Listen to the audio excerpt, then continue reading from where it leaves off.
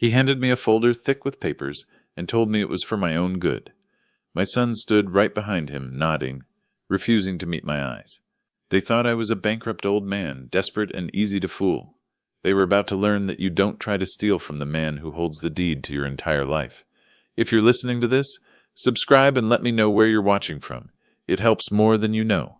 My name is Arthur Vance, and for the past decade I have been living a carefully constructed lie. The steering wheel of my old Ford sedan was worn smooth. I rubbed my thumb over the cracked leather, a habit when I was thinking. The car was 15 years old, reliable, completely unremarkable. It fit the life I presented to the world. It was a mask, a shield against the truth. If you looked behind that mask, at my private financial statements, you'd see the reality, an income of roughly $50,000 a month. Sometimes more. I built a real estate empire from the ground up. Nothing but grit and a small loan when I was barely 20. I owned skyscrapers downtown, shopping centers in the suburbs. My net worth, it hovers around $30 million. I could buy and sell entire neighborhoods without blinking, but my children, Ethan and Sarah, knew none of this. That was the promise I made. I lived in the same small, slightly faded bungalow where my wife Mary and I raised our kids. The furniture was comfortable, not stylish. The kitchen tiles were cracked from the time Ethan dropped a heavy pot. The wallpaper in the hallway was peeling slightly at the seams. I never fixed these things. They weren't flaws. They were memories. This house held the echo of Mary's laughter, the scent of her baking, the warmth of her love. It was the only place I truly felt rich. Mary, she was the reason for the lie. She taught me the true meaning of wealth. We were happy when we had nothing, scraping by on my meager salary from the construction site.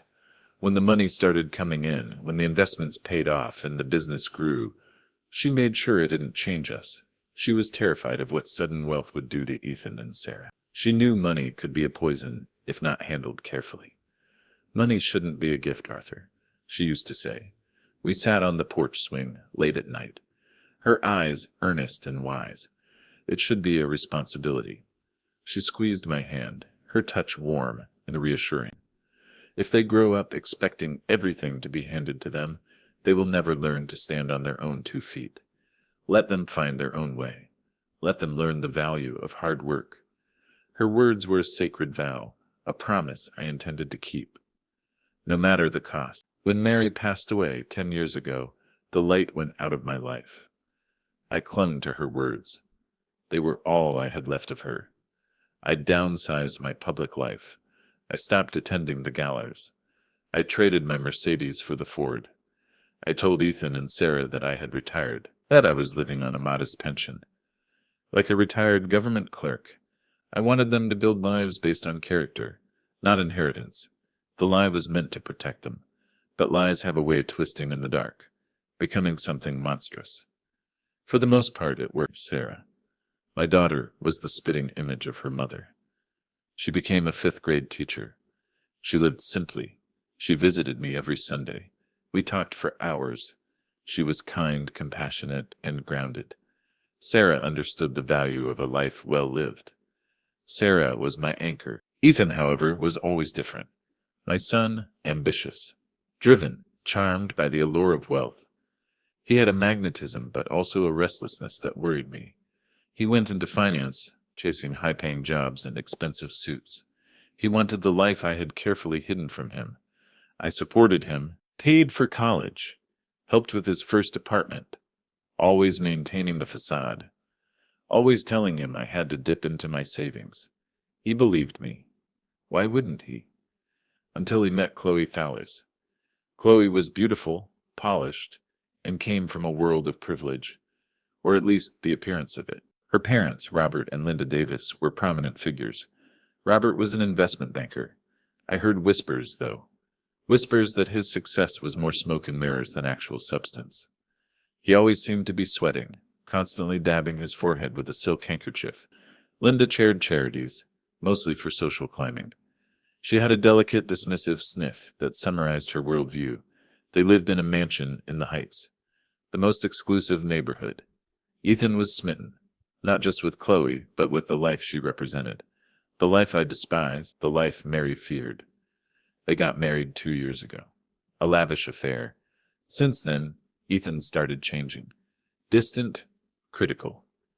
He stopped visiting the bungalow. He insisted we meet at expensive restaurants, places with small portions and astronomical prices. He seemed embarrassed by my simple life, by my old car, by me. It felt like I was losing him. Piece by piece. The invitation arrived at Amigo, thick and creamy, gold embossed lettering. Thanksgiving dinner at the Davis's residence. It felt less like an invitation and more like a summons, a test I was destined to fail. Ethan called a few days later. His voice was tight, anxious. I imagined him adjusting his expensive watch, a nervous tic he developed after marrying Chloe. "Dad, you got the invitation, right?" "I did, Ethan. It sounds lovely." "It will be. Robert and Linda really go all out." "It's a big deal for me, Dad.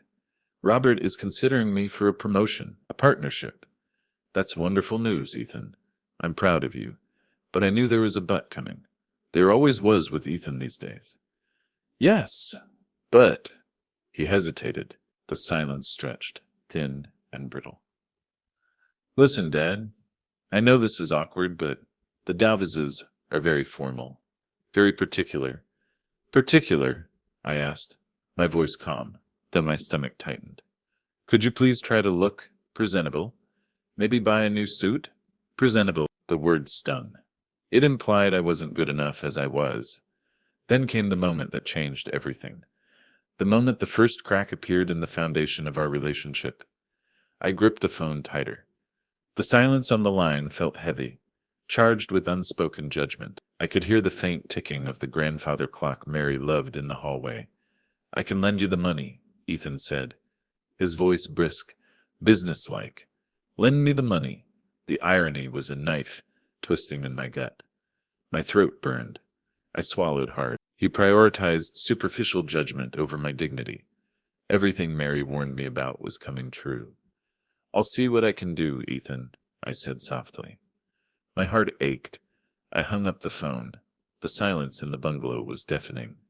A week later, Sarah came over for coffee. She sat at my small kitchen table, her brow furrowed with worry. "Dad, I'm worried about Ethan," she said quietly. "I am too, sweetheart. He seems stressed. It's more than that. It's Chloe and her parents. I don't trust them." She looked up, her eyes sharp. "They treat him less like a son-in-law and more like an employee. He's always running errands for Robert, always trying to prove himself." "Why do you say that?" I asked, though I had noticed the same dynamic. Sarah leaned in, lowering her voice. "Chloe keeps asking questions about your finances." That caught my attention. "My finances?" I frowned. "What little there is to ask about." That's what I thought. "But she keeps asking Ann if you have any hidden assets or safety deposit boxes." Sarah shook her head, frustrated. "And she's obsessed with this house, Dad." Obsessed? The house? Why this old place? It made no sense. It was a small bungalow in an old neighborhood. "She keeps asking about the deed. If you own it outright, if it's in your name only." Sarah paused, her expression darkening. She mentioned the neighborhood value increasing, but it was the way she said it, Dad. Calculating. She took a sip of her coffee, her eyes troubled. She talked about some developer, David Chen, who's been aggressively buying up properties on this street, offering huge amounts of money to rezone the area for luxury condos. David Chen. I knew the name. He was ruthless, a shark in $1,000 suit. If Chen was involved, this wasn't just about neighborhood value. It was about a takeover, a hostile one. "It feels like she's taking inventory, Dad," Sarah continued, her voice trembling slightly. "It feels wrong. Predatory. The word hung in the air, heavy and cold. If David Chen was circling, and the Davises were interested in my deed, something sinister was brewing. But that wasn't the worst part. Sarah's words planted a seed of doubt. It grew darker, twisting in my gut. I had dismissed Chloe's materialism as vanity. But what if it was something more? What if they saw me not just as an embarrassment, but as an asset to be exploited? I thought about Mary. What would she do? She wouldn't hide. She would want the truth. She would want to protect our son, even from himself. That's when the idea formed. Drastic, maybe even cruel, but necessary. I needed to see who Chloe and the Davises really were. I needed to see who my son had become. I needed to see how they treated a man who had nothing left to offer. I decided to give them exactly what they feared. I wouldn't just be the modest pensioner. I would be the bankrupt old man, struggling to keep his head above water, facing the prospect of losing everything, including the house they seemed so interested in. It was a dangerous game. The stakes were higher than just hurt feelings. They were playing with my home, Mary's home, but I had to play it. I went to a thrift store the day before Thanksgiving. The air inside was stale, smelling of dust and old clothes. I found a suit. It was 2 sizes too big, the fabric shiny from wear, smelling faintly of mothballs. The shirt was yellowed at the collar. The shoes were scuffed, the heels worn down. I stopped shaving. My gray beard grew out, scruffy and unkempt. I looked in the mirror and didn't recognize myself. I looked like a man defeated by life. A man with nothing. Perfect. On Thanksgiving Day, the air was crisp and cold. A light snow was starting to fall, dusting the world in white. I drove my old Ford toward the heights. The car sputtered on the hills. The heater struggled against the biting cold, fitting the role I was about to play. The houses grew larger, transforming from homes into monuments to wealth, their windows glowing warmly against the darkening sky. I felt a chill that had nothing to do with the weather. The storm was coming, and I was walking right into it. I pulled up to the Davises' address, an enormous stone house. Pillars framed the entrance, a circular driveway, filled with luxury cars, Mercedes, BMWs, a Bentley, a fortress of fortune. The valet rushed forward. Young, polished, he stopped short when he saw my car. The moment he laid eyes on my old Ford, the judgment began. His polished smile faded instantly. Confusion crossed his face, then quickly morphed into disdain. He looked at my Ford like it was a disease. He didn't move to open my door. Delivery entrance is around the back, sir, he said finally. His tone clipped, dismissive. The first cut of the evening, I swallowed the insult. I expected this, but it still stung. I am a guest, I said, stepping out of the car. I clutched a bottle of cheap wine I had bought as a gift. Arthur Vance. The valet looked skeptical. He didn't take my keys. Very well, sir. You can park it over there. He gestured toward the street, away from the luxury vehicles. I parked the car and walked up the stone steps. My heart hammered against my ribs. I felt small, insignificant. I was ready for the judgment. The cold shoulders. I thought I was prepared for the worst. I was wrong. I rang the bell. The door swung open. A grand foyer bathed in warm light. The sound of laughter and clinking glasses filled the air. It was a scene straight out of a magazine, but as soon as I crossed the threshold, the laughter stopped. The silence was sudden, absolute. Ethan stood there, a glass of champagne in his hand. He turned toward the door. His eyes widened. Confusion, then sheer horror. The blood drained from his face.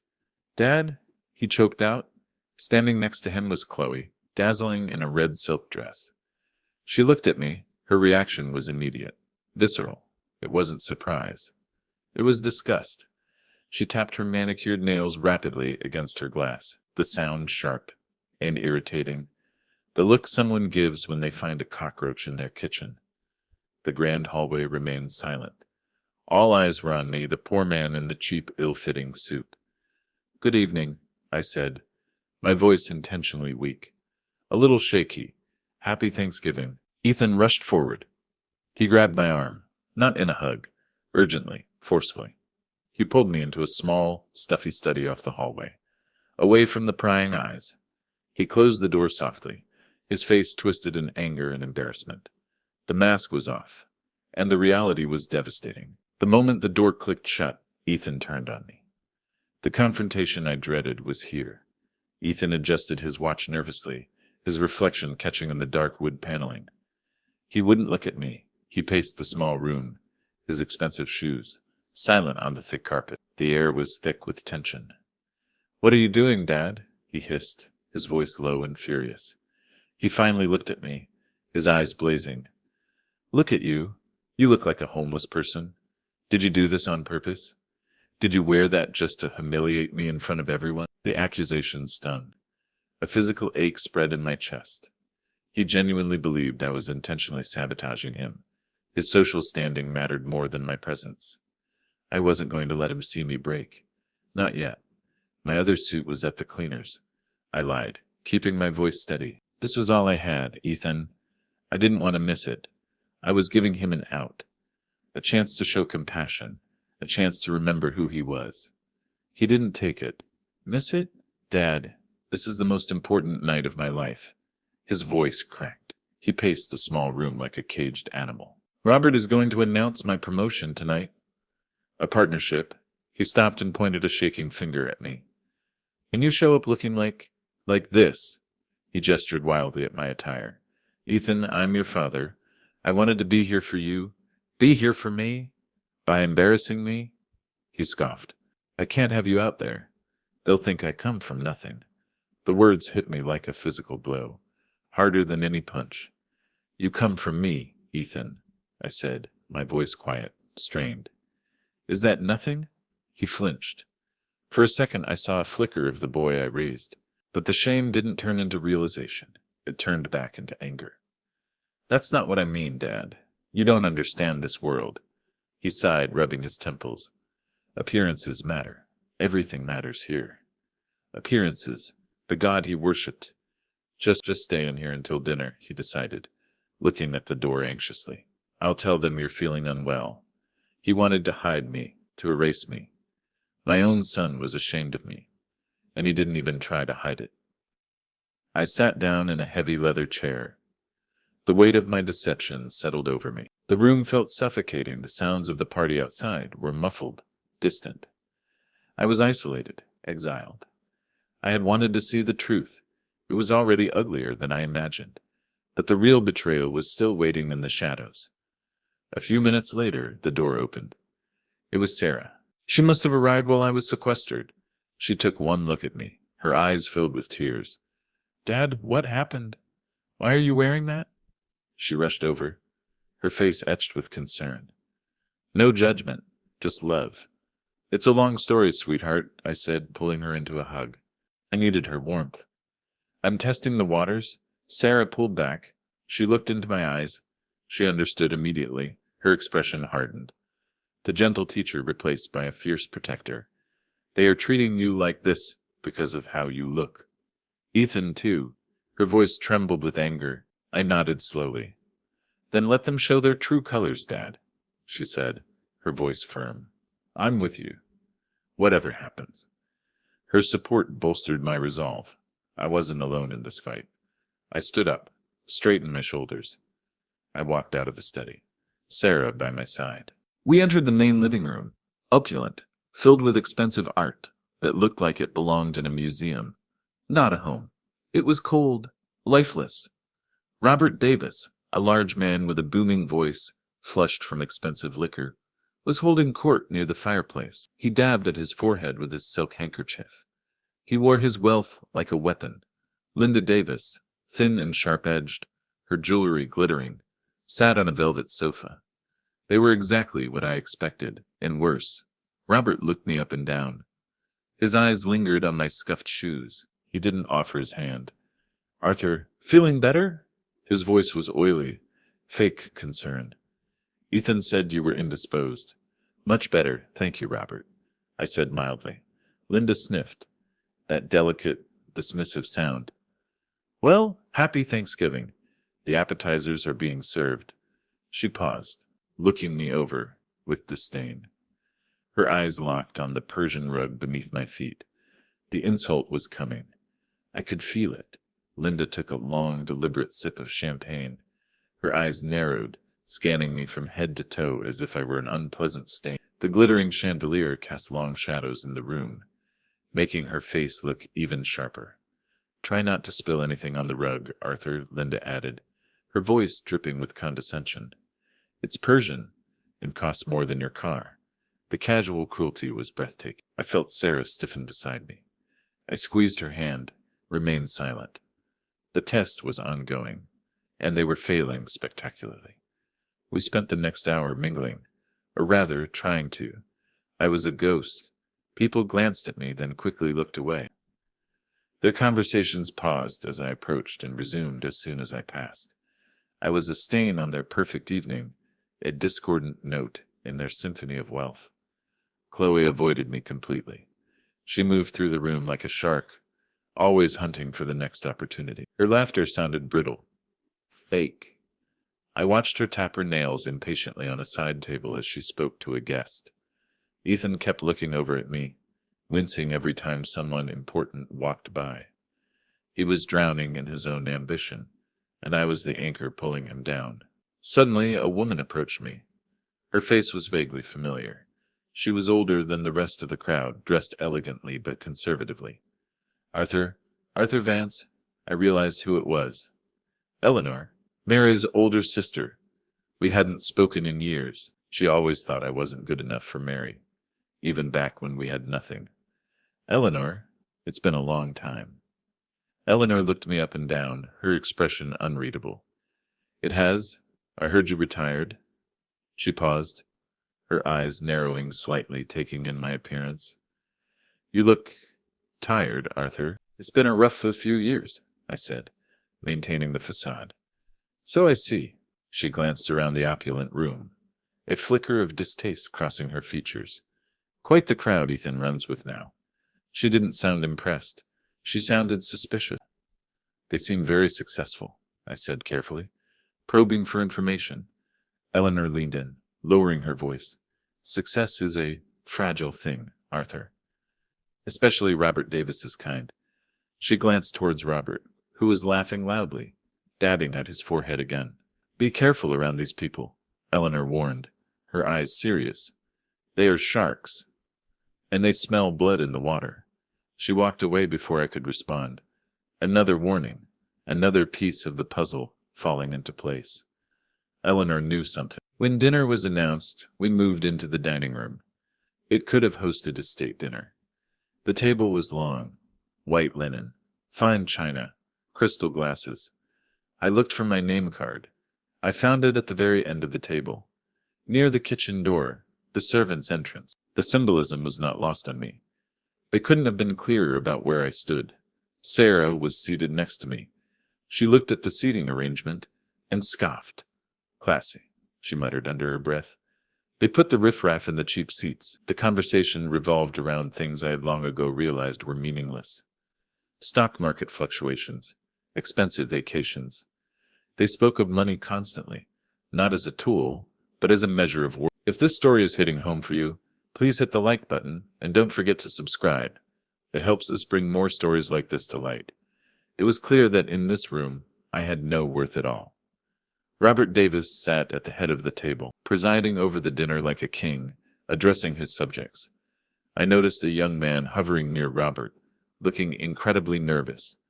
He kept fidgeting with his cuffs, avoiding eye contact with everyone. I recognized him vaguely.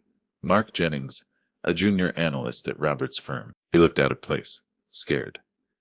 I wondered what hold Robert had over him. Finally, as the main course was served, Robert's eyes fell on me. He dabbed his forehead again with his handkerchief. The room felt warm, but Robert looked like he was under interrogation lights. The moment had arrived. So, Arthur, he said, his voice booming down the table, demanding attention. Ethan tells us you are retired, living the easy life, eh? The table went quiet. Everyone turned to look at me. This was the moment I had prepared for. The moment to reveal my fabricated desperation. Actually, Robert, I said, setting down my fork. My hands trembled slightly. I hoped it looked like fear, not the rage simmering beneath the surface. It is not easy. Things have taken a turn recently. I paused, letting the silence hang in the air, heavy and expectant. My pension fund collapsed, I continued, injecting just the right amount of shame and fear into my voice, a bad investment recommended by a friend. I looked down at my plate, unable to meet the eyes of the guests. I lost everything. The silence deepened. A few guests shifted uncomfortably. Poverty was a dirty word in this house. A contagious disease. I am essentially bankrupt, I finished, my voice barely a whisper. And I might lose my house. The bank has had foreclosure proceedings. Chloe dropped her fork. It clattered loudly on the china plate. The sound echoed in the silent room. Her reaction wasn't sympathy. It was fury. Chloe turned to Ethan, her face furious, her voice a harsh whisper that carried in the silent room. Bankrupt? Foreclosure? She hissed. Her nails dug into the linen tablecloth. Ethan, you told me he owned the house outright? Ethan flinched, adjusting his watch frantically. You said he was stable, that he had savings. Chloe continued, her voice rising. Ethan shushed her desperately, his face burning red with embarrassment. He looked panicked, trapped. The facade of their perfect marriage was cracking, revealing the transactional nature of their relationship. Money was the glue holding them together, and I had just dissolved it. What do you mean, bankrupt? Linda Davis repeated, her voice shrill, her eyes wide with horror. This is terrible. She didn't sound sad. She sounded inconvenienced, annoyed that her evening had been disrupted by my misfortune. She looked at Ethan and Chloe, her expression hardening. The calculation began. Ethan, Chloe, I know this is difficult, she said, her voice cold and pragmatic. But you are just starting out. You have a beautiful new home. Ethan's career is taking off. She paused, letting the weight of her words settle. You are not equipped to support him. You have your own future to think about. She was cutting me loose, protecting her assets, protecting her daughter from the burden of a poor father-in-law. Linda turned back to me, her eyes like chips of ice. The mask of politeness had slipped completely. It was time for the final insult. Linda stared at me, her expression hardening. The mask of politeness slipped, revealing the cold calculation underneath.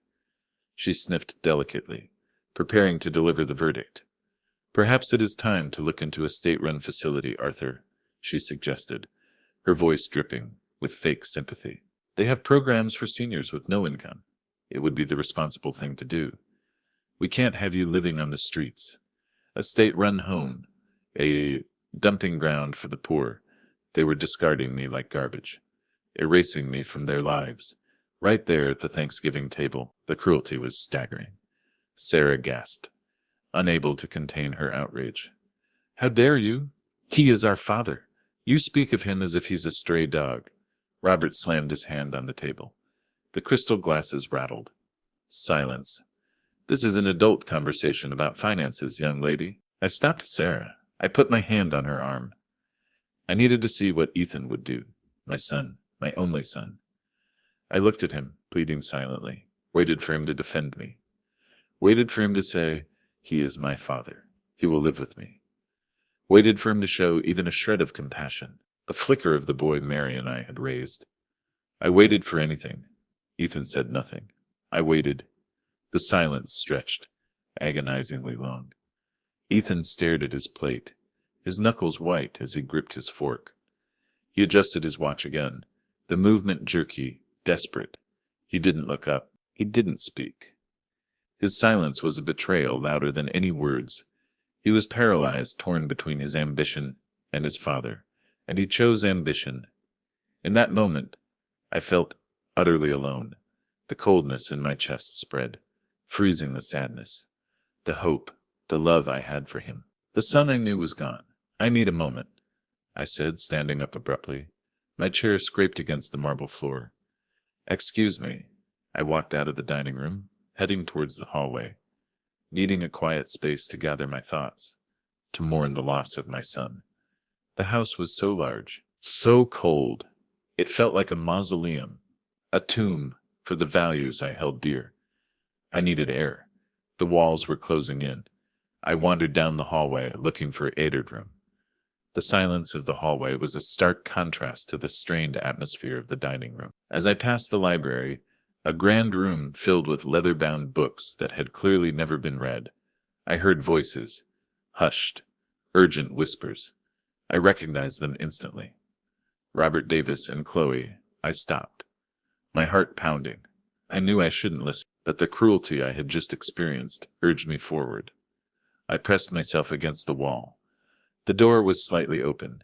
"He's lying, Dad," Chloe hissed, her voice sharp with desperation. I could hear the tapping of her nails against the wood furniture. "He has to be." Ethan always said he was paranoid about money, that he kept cash hidden away. "He can't be bankrupt. It doesn't matter if he's lying, Chloe," Robert replied, his voice low and urgent, laced with a desperation I hadn't heard before. I heard the clink of ice in a glass. He was drinking again. "The fact is, he believes he's broke. Or he's playing a game. Either way, it ruins everything. Ruins everything." "What were they planning?" "But the deed?" Chloe pressed. "We have the paperwork, the signatures. We just need the finalization. David Chen is expecting the collateral for the loan. He won't wait past Monday. The deed, David Chen." It all clicked into place. The predatory developer, the obsession with my house. It wasn't just an asset. It was their lifeline. "The signatures are forged, Chloe," Robert snapped, his voice rising in panic. "Jennings did a sloppy job. We needed him to sign the final transfer documents tonight." "Forged?" The word hit me like a punch to the gut. Jennings, the nervous young analyst, he was involved in this. "We were going to tell him it was a formality," Robert continued, pacing the room. I could hear his heavy footsteps on the hardwood floor, a reverse mortgage application to protect his house from foreclosure. We disguised the transfer documents as financial aid applications. He cursed under his breath. Now that he thinks he's losing it anyway, he might scrutinize the documents. He might get a lawyer. He might expose us. I stood frozen, unable to believe what I was hearing. They weren't just cruel. They were criminals.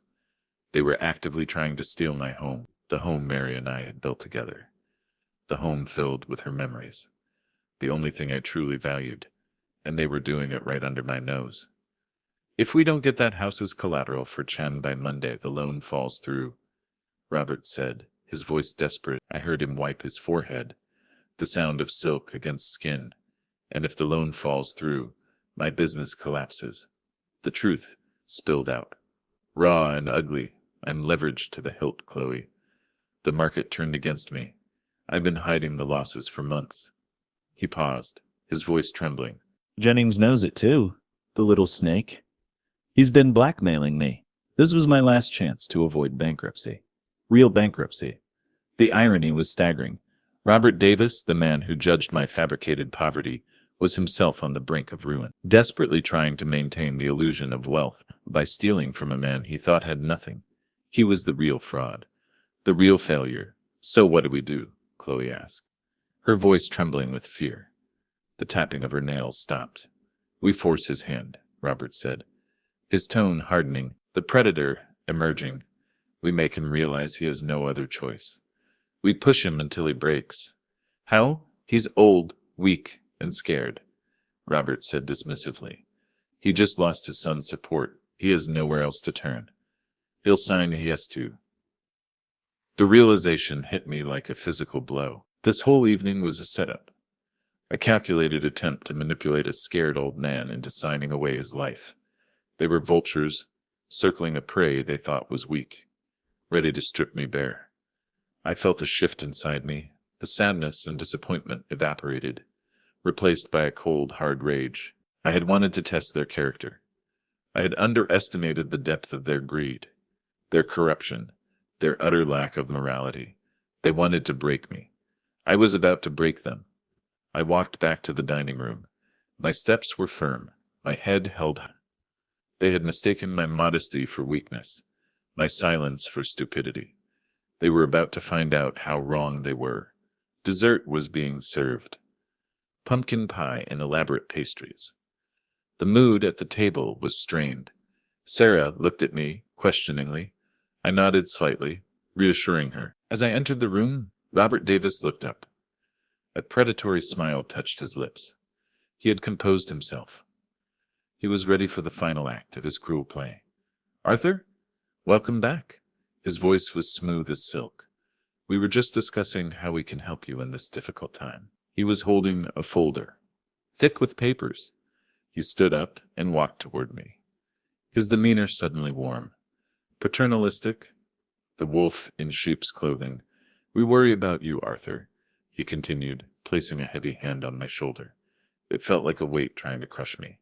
"We want to protect you from the foreclosure.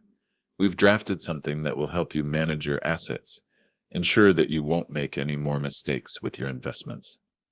The audacity was breathtaking. He spoke of my mistakes, while plotting to steal everything I had. He opened the folder, placed it on the table in front of me. I looked down. It was a transfer of deed agreement, and next to it, a power of attorney document giving Robert Davis complete control over my finances. "This will allow us to negotiate with the bank on your behalf," Robert explained as if speaking to a child. "It's a standard procedure, a way to shield your home from the creditors." He offered me a pen. "Expensive, heavy gold. All you need to do is sign, and we will take care of everything." They were trying to steal my home right in front of me, under the guise of helping me, using my own fabricated desperation against me. I looked at Ethan. He was standing behind Robert, his eyes pleading, but also expectant. He kept adjusting his watch, the movement frantic, desperate. He was in on it. Maybe not the forgery, but the manipulation, the coercion. He knew what they were doing, and he approved. "Dad, this is for your own good," Ethan said, his voice trembling slightly. "Robert knows how to handle these things. He can save the house. Please, sign it." This was it, the ultimate betrayal. My own son siding with these vultures. The entire room was watching, waiting for the poor old man to sign away his life. I picked up the pen. I paused, letting the silence stretch, thick and heavy. I looked at the documents, at the signatures waiting to be written. Then the confrontation began. Slowly, deliberately, I put the pen down. "No," I said. My voice was quiet, but it carried across the room. It was no longer the weak, shaky voice of the old man. It was my voice, the voice of Arthur Vance. Robert's smile faltered. "Arthur, I don't think you understand the gravity of the situation." His voice hardened, the threat clear. "If you don't sign, you will lose everything." I stood up. I straightened my back. The years of authority returned to my posture. "I understand perfectly, Robert," I said, my voice clear and strong. "You think I am a poor, foolish old man. A mark, someone easy to exploit, easy to defraud. How dare you accuse us?" Robert sputtered, dabbing furiously at his forehead. "You are trying to steal my home," I stated, my voice booming. "You forged my signature on the preliminary documents, with the help of Mr. Jennings, I believe." Mark Jennings gasped audibly. His face turned white. "And now you are trying to force me to sign the final transfer." I continued, "To use my house as collateral for a loan from David Shen, to cover your failing business." "He's delusional," Robert shouted. "Am I?" I asked. "You're leveraged to the hilt, Robert. Your business is collapsing. You've been hiding the losses for months. You needed my house by Monday, or you were ruined." "Am I confused about that too?" Robert stood frozen, his face ashen, the illusion of his wealth shattered. "You think I have nothing?" I asked, my voice filling the room. "You think I'm a bankrupt old man? We know you are." Linda sneered, her voice venomous. "You said so yourself." I reached into my jacket pocket. I pulled out my phone, a brand new model, sleek and expensive, completely out of place with my attire. I dialed a number, put the phone on speaker. It rang twice. A crisp professional voice answered. "James speaking." "Hello, Arthur. Happy Thanksgiving." "James, my lawyer, my CFO, the only one I trusted completely." "James, I need you to do me a favor," I said, looking directly at Robert, whose face was now a mask of confusion and fear.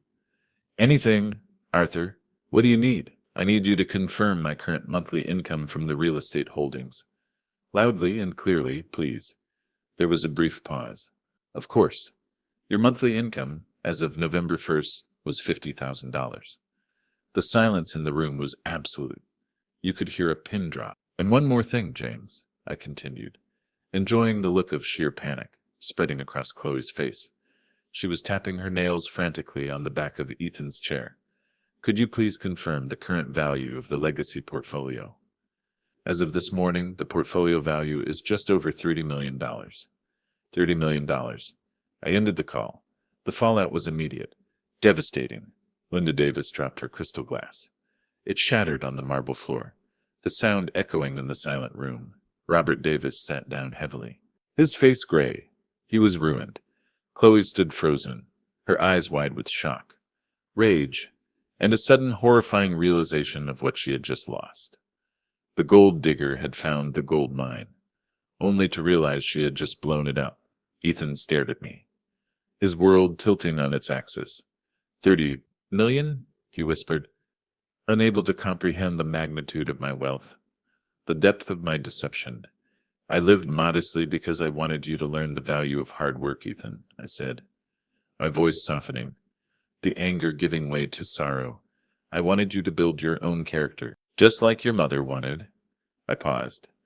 I pretended to be poor tonight because I wanted to see how you would treat a man who had nothing, and you failed the test. I turned to Robert. He was still slumped in his chair, speechless, his handkerchief limp in his hand. And you, Robert? You judge wealth. You look down on those you consider beneath you. You don't even know what real wealth looks like, and you certainly don't know how to manage it.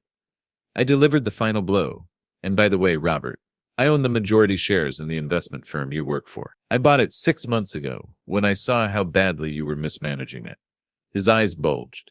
Consider this your formal notice, I said coldly. You're fired. Robert looked like he was going to have a heart attack. His empire, already crumbling, had just turned to dust. I picked up my phone again, calling James back. James, I said, my voice clear and steady, I want you to contact the authorities immediately. I want to report a case of forgery and attempted fraud against Robert and Linda Davis, Chloe Vance, and Mark Jennings. Jennings let out a choked sob. Chloe started screaming, a high-pitched, desperate sound. And I want you to initiate legal action against them for elder abuse and financial exploitation. Consider it done, Arthur, James replied. The authorities are on their way. In fact, I believe Detective Kincaid is already looking into Mr. Davis, regarding his dealings with David Chen. The web of deceit was unraveling completely. I hung up the phone. The game was over. The room erupted in chaos. Linda was sobbing hysterically. Robert was shouting threats, hollow and meaningless. Chloe was screaming at Ethan, blaming him for everything, for his father's deception, for their ruined lives. The beautiful mask had melted away, revealing the monster underneath. Ethan looked at me, his expression a mixture of disbelief, confusion, and deep, profound hurt. Dad, why? He whispered. Why did you lie to me all these years? I lied because I wanted to protect you, Ethan, I said, my voice thick with emotion. But I realized tonight that my lie didn't protect you. It only exposed the darkness in your own heart. I pointed to the documents on the table. You were willing to steal from me when you thought I had nothing. You sided with them against me. You betrayed me. I didn't know about the forgery, Dad. I swear, Ethan pleaded. Tears streaming down his face, he reached for his watch, but his hand was shaking too much. I thought they were trying to help you save the house, but you knew they were manipulating me. I said, my voice heavy with grief. The house your mother loved, and you helped them. You chose greed over family, ambition over integrity. I took a deep breath. The hardest words I've ever had to say. You are cut off, Ethan. Completely, you will not receive another cent from me. Not now, not ever. His face crumpled, the reality of his choices finally hitting him. I turned to Sarah. She was crying silently, but her eyes were filled with a mixture of sadness and pride. Let's go home, Sarah, I said, taking her arm. We walked out of the dining room, through the grand hallway, past the stunned guests who had witnessed the spectacular downfall of the Davis family. As we walked past Eleanor, she nodded slightly, a look of respect, and perhaps regret, in her eyes. The silence was broken only by the distant sound of sirens. As we reached the front door, a man in a sharp suit stood there, blocking the exit. He was tall, with a calm, authoritative presence. Detective Kincaid. Mr. Davis? Mr. Jennings? Kincaid asked, looking past me towards the dining room chaos. We have some questions regarding forgery and financial fraud.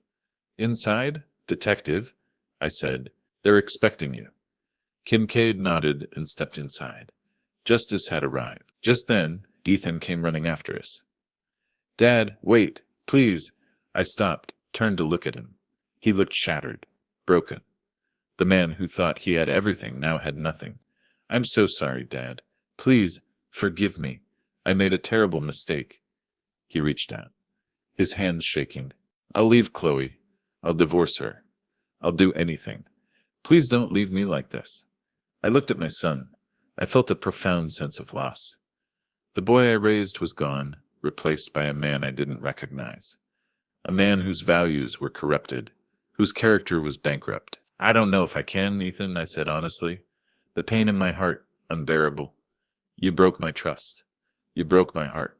You have to face the consequences of your actions. I turned away. I couldn't look at him anymore. Goodbye, Ethan.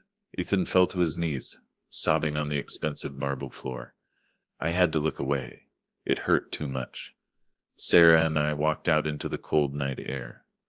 The snow was falling harder now, covering the world in a blanket of white. The crisp air felt clean after the suffocating atmosphere of the mansion. We got into my old Ford sedan. I started the engine, the familiar rumble comforting. As we drove away, I didn't feel anger. I didn't feel victorious. I felt an immense sadness, a weight pressing down on my chest. I had lost my son today, not to death, but to greed, to entitlement, to a bankruptcy of character far worse than any financial ruin. I drove back to my bungalow. The quiet neighborhood was peaceful, the streets lit by the soft glow of streetlights. I walked into my home, the silence welcoming me. The familiar scent of Mary's lingering perfume comforted me. I walked over to the mantel, picked up the picture of Mary. Her smiling face looked back at me, her eyes filled with love and wisdom. I found out the truth, Mary, I whispered. A single tear escaped, rolling down my cheek. He wasn't the man we raised him to be. I looked at Sarah, who was making tea in the kitchen. The familiar sounds, soothing my soul. But Sarah is everything we hoped for. I had not gained a family today. I had lost one, but I had honored my integrity. I had honored Mary's memory. I looked around my small, comfortable home, the cracked tiles, the peeling wallpaper. This was where my true wealth resided, in the memories, in the love, in the values I held dear, and it was enough. Thanks for listening. Please rate our story in the comments. If you enjoyed it, don't forget to subscribe. Your support means a lot, because your time matters.